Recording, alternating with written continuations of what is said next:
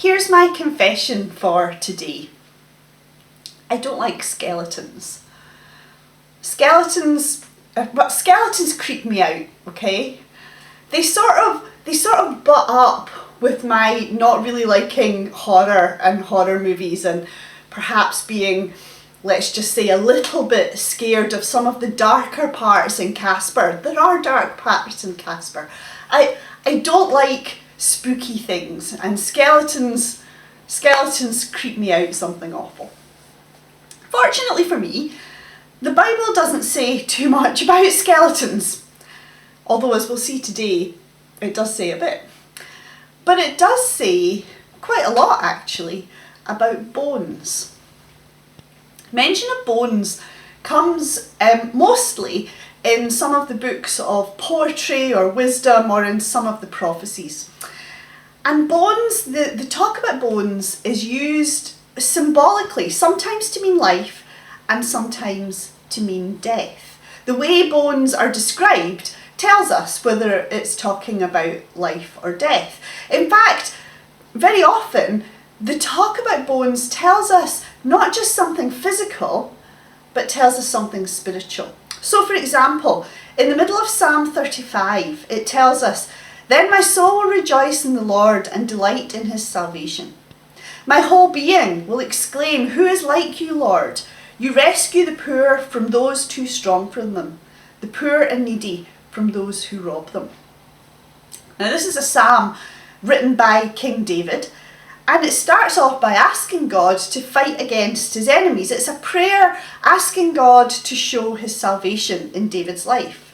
And then David says, "My soul will rejoice in the Lord. My whole being will exclaim." And it literally means my bones will exclaim. My bones will cry out.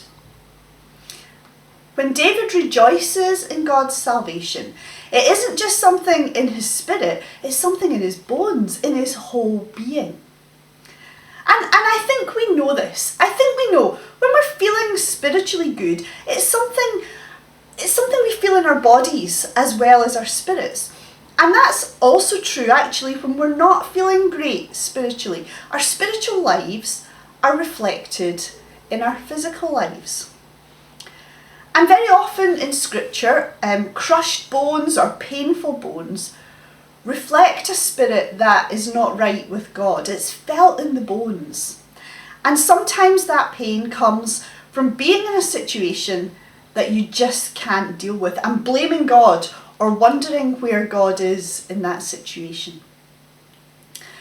We're thinking just now, we've been thinking for the last few weeks about God's people in exile.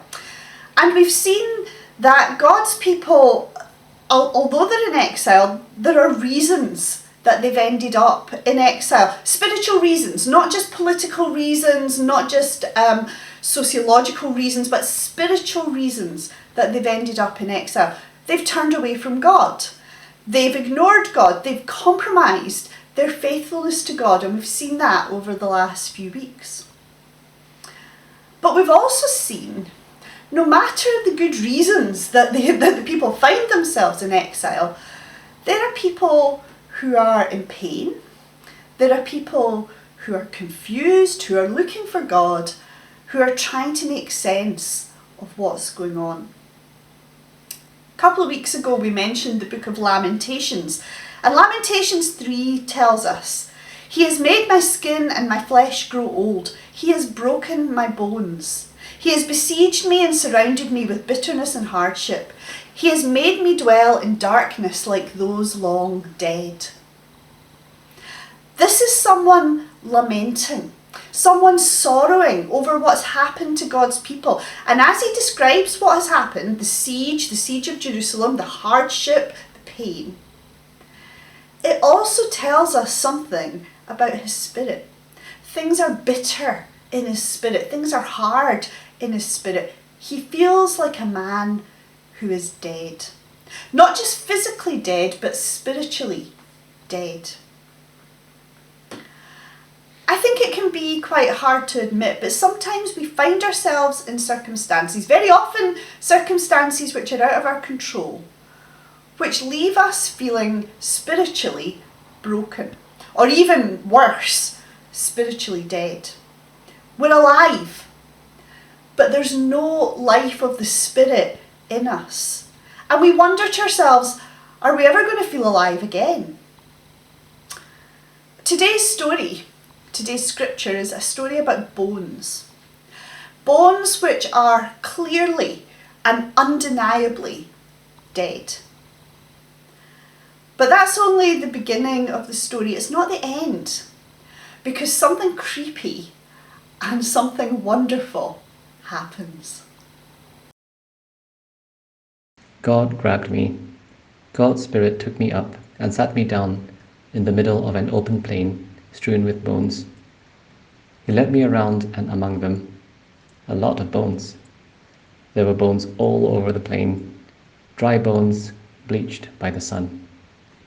He said to me, "Son of man, can these bones live?" I said, "Master God, only you know that." He said to me, "Prophesy over these bones. Dry bones, listen to the message of God." God the Master told the dry bones, "Watch this. I'm bringing the breath of life to you, and you'll come to life. I'll attach sinews to you, put meat on your bones, cover you with skin, and breathe life into you. You'll come alive, and you'll realize that I am God." I prophesied just as I'd been commanded. As I prophesied, there was a sound and, rustling. The bones moved and came together, bone to bone. I kept watching. Sinews formed, then muscles on the bones, then skin stretched over them, but there had no breath in them. He said to me, "Prophesy to the breath. Prophesy, Son of Man. Tell the breath. God the Master says, come from the four winds. Come, breath. Breathe on these slain bodies. Breathe life." So I prophesied, just as he commanded me. The breath entered them, and they came alive. They stood up on their feet, a huge army. Then God said to me, "Son of man, these bones are the whole house of Israel. Listen to what they're saying. Our bones are dried up. Our hope is gone. There is nothing left of us. Therefore prophesy. Tell them, God the Master says, I'll dig up your graves and bring you out alive, O my people. Then I'll take you straight to the land of Israel. When I dig up graves and bring you out as my people, you'll realize that I am God. I'll breathe my life into you and you'll live. Then I'll lead you straight back to your land, and you realize that I am God. I've said it, and I'll do it. God's decree."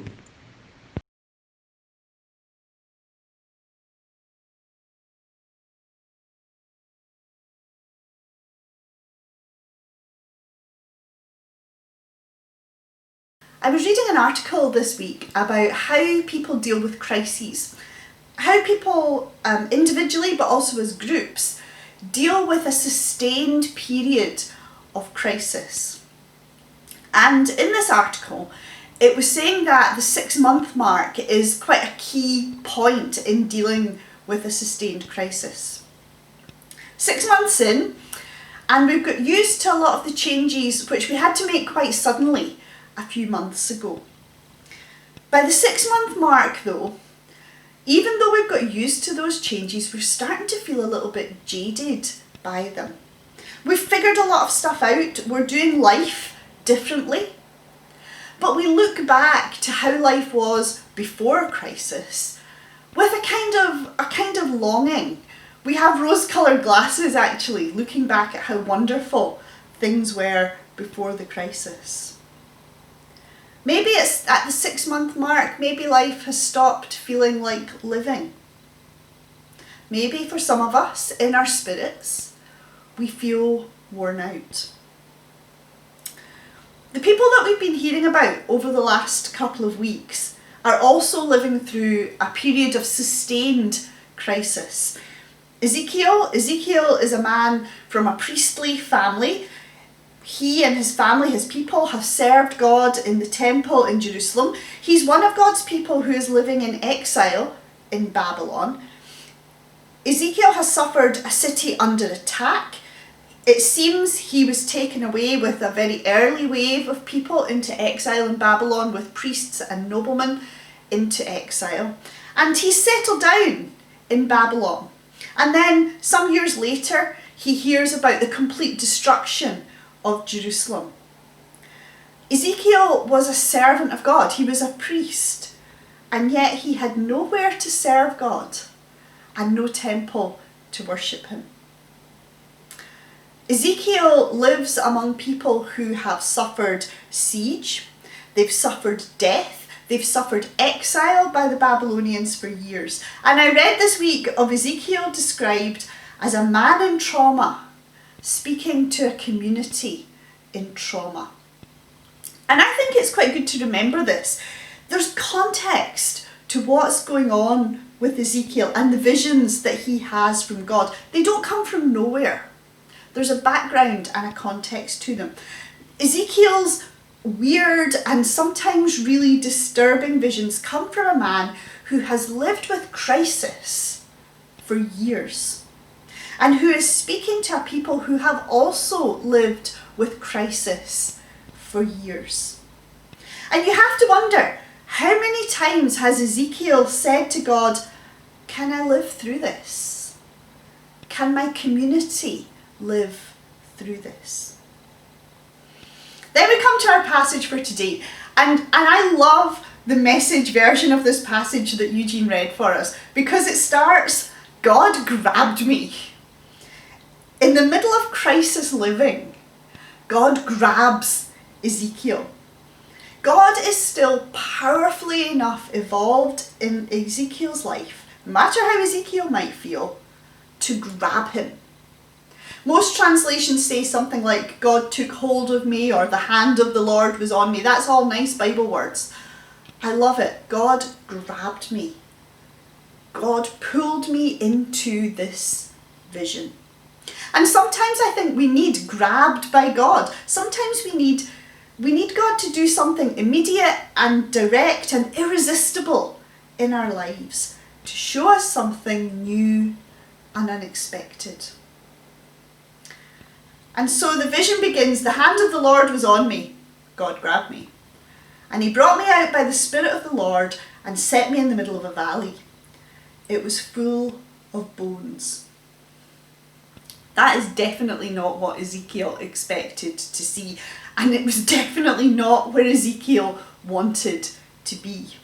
Ezekiel finds himself in this valley full of bones. Not just bones, but bones that had been there for a while. They were dried and bleached by the sun. He finds himself in a place where there had once been life. Scores of people. And yet all he could see round about him was bones, dried up bones. All he could see was death.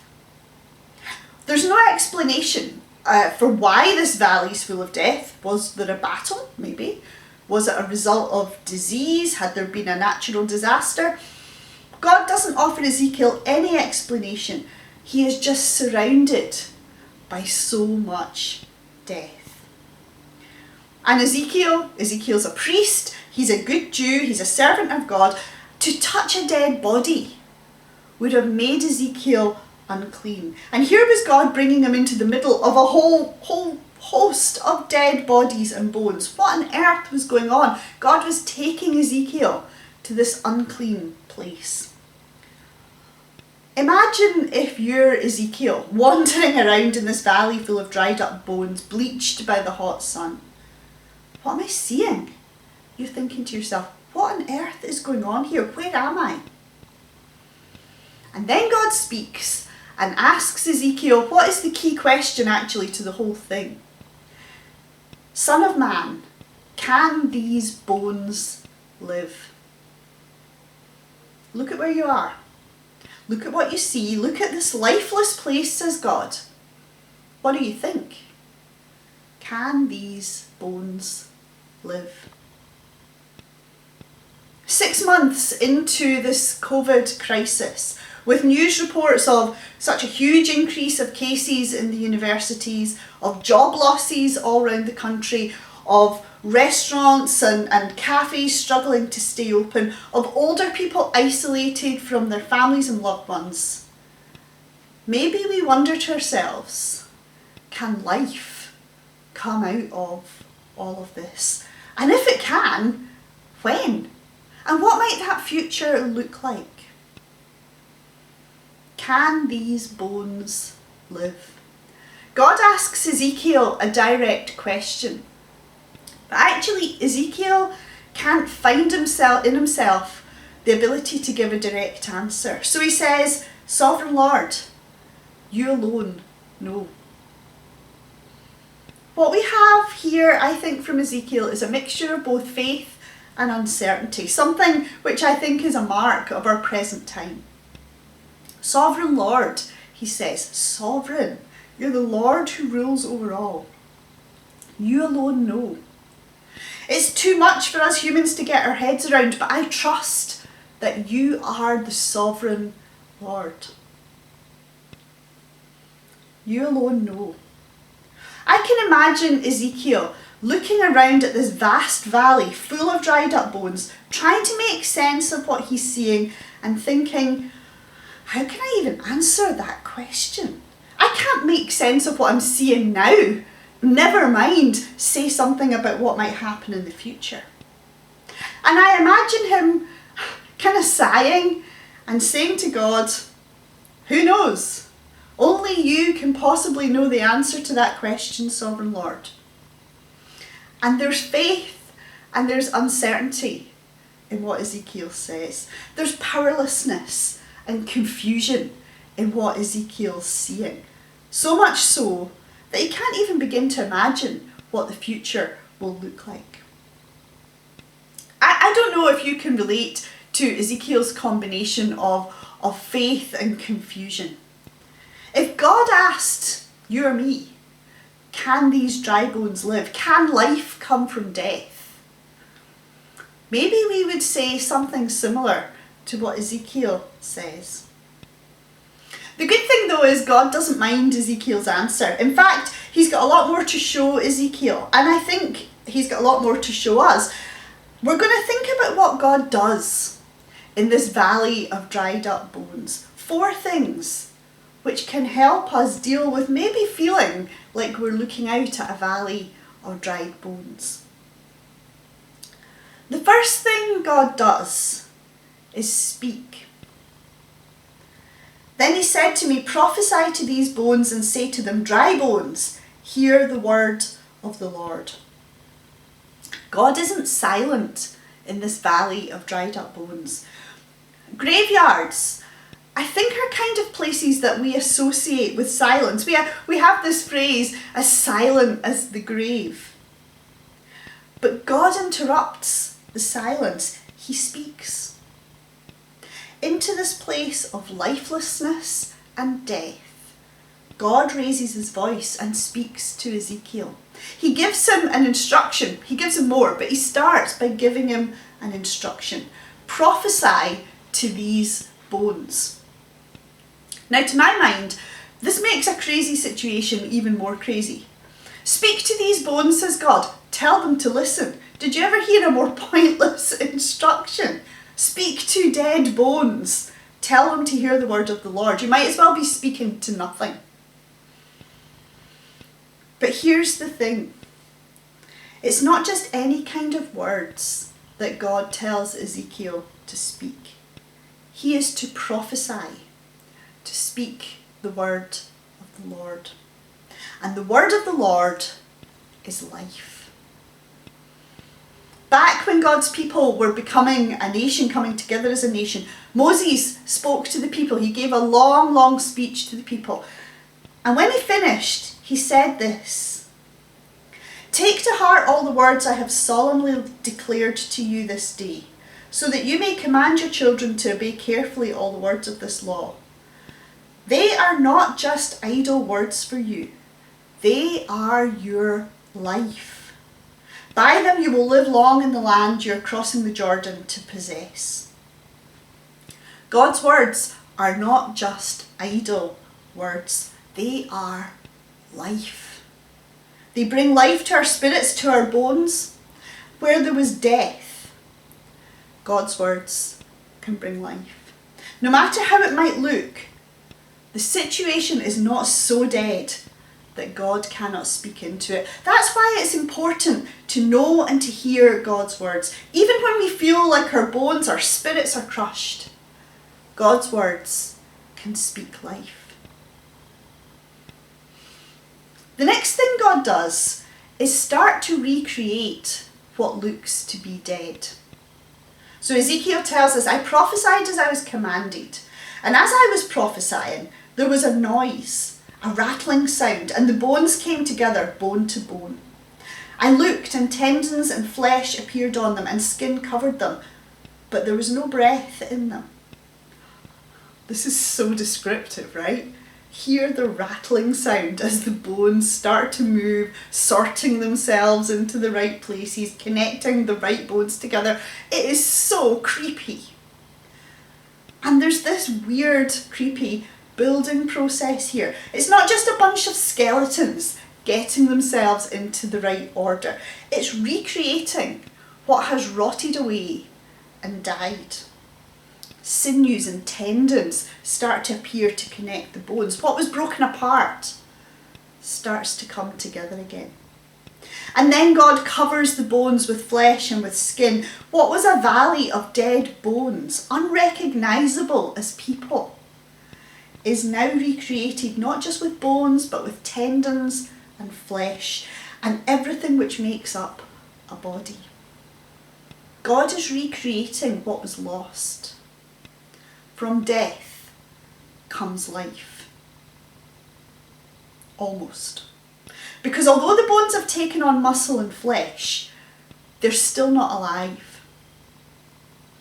What God promised was that say to these bones, I will make breath enter you and you will come to life. And then we see it happening. Ezekiel tells us, prophesy to the breath, prophesy, son of man, and say to it, this is what the sovereign Lord says, come, breath from the four winds, and breathe into these slain, that they may live. So I prophesied as he commanded me, and breath entered them, and they came to life and stood up on their feet, a vast army. This is where life is. Not in the bones, not in the flesh, but in the breath breathed into the bodies. This word breath, it appears all through the Old Testament, and it can be translated not just as breath, but as spirit and as wind, and depending on the context, gives us the translation. But the idea is it's always a force which brings life. When God created Adam, it tells us in Genesis, for example, that God breathed life into him. That is the same word as we have here in Ezekiel 37. Over and over, breath, wind, spirit. It's all about life. I will put my spirit in you and you will live, verse 14 tells us. That's the conclusion of Ezekiel's vision. Your life will come from God's spirit at work in you. And I think this tells us something about what life is all about. It's not just about breathing in and out. It's about realising that it's God's breath which fills us with life. We're going to sing later a song declaring the greatness of God. Great are you, Lord. You give life, your love. You bring light to the darkness. You give hope. You restore every heart that's broken. Great are you, Lord. Your breath, it's your breath in our lungs, and so we pour out our praise. And all the earth will shout your praise. Our hearts will cry. These bones will sing. Great are you, Lord. These bones will sing. These bones have something to sing about, to shout about, like the Psalms that we thought about earlier. It's not just describing something physical, it's describing something spiritual. God is the source of our life. And when we're in a place where our bones feel crushed and lifeless, God is still the source of our life. God can bring new life. These bones were recreated for a purpose. Ezekiel looks out and he sees what he calls a vast army. That means they're a group of people with a purpose, united, single-minded in that purpose. Where in the past God's people had wandered and been rebellious against him, now there's a group of people ready to follow the command of their leader. That is wonderful new life. The last thing God does is hear. God hears the words of his people. It's at the end of this vision, as Ezekiel looks out at this valley full of life rather than death, that God explains the symbolism of what he's seen. And it starts with God hearing. Son of man, these bones are the people of Israel. They say, our bones are dried up and our hope is gone. We are cut off. God's people are in pain and God hears the pain. There's real despair here and God knows it. And what God has shown Ezekiel in a vision, he now tells him to speak plainly to his people. I've heard you, says God, and I will restore you. Prophesy and say to them, this is what the sovereign Lord says. My people, I'm going to open your graves and bring you up from them. I will bring you back to the land of Israel. Then you, my people, will know that I am the Lord when I open your graves and bring you up from them. I will put my spirit in you and you will live. The picture might be slightly different from the skeletons in the valley. This time God's speaking about graves opening up. But it's still a picture of new life coming from God. The God who hears the despair of his people will bring new life to them. If you remember, we started our passage today with a question. Son of man, can these dry bones live? Is there any chance that something that was once so full of life and was now dry and dead could live? And God answers his own question. He answers it clearly because one phrase is repeated 3 times as Ezekiel wanders through this valley of death. And it's the phrase, and you shall live. From God breathing life into Adam at the very beginning, to new life through the resurrection of Jesus from the dead, God has been and is still all about life. His desire for all people is, you shall live. And even when we feel like our bones are crushed, God can bring life. And he does that. He reminds us, he says, then you will know that I am the Lord. You shall live, and then you'll know that I am the Lord. It's not just about life, it's about life as God's people. If we're struggling just now, 6 months into this COVID crisis, remember that God is Lord. And no matter how we're feeling, whether we're feeling fine, whether we're not, he is the one who brings life. Toward the end of another book of prophecy, toward the end of Isaiah, we read, the Lord will guide you always. He will satisfy your needs in a sun-scorched land. He will strengthen your frame. Literally, he will strengthen your bones. You will be like a well-watered garden, like a spring whose waters never fail. Our theme at the moment is about being uprooted and replanted. 6 months in, hold on to this promise that as God strengthens weary bones, we find ourselves replanted in his strength.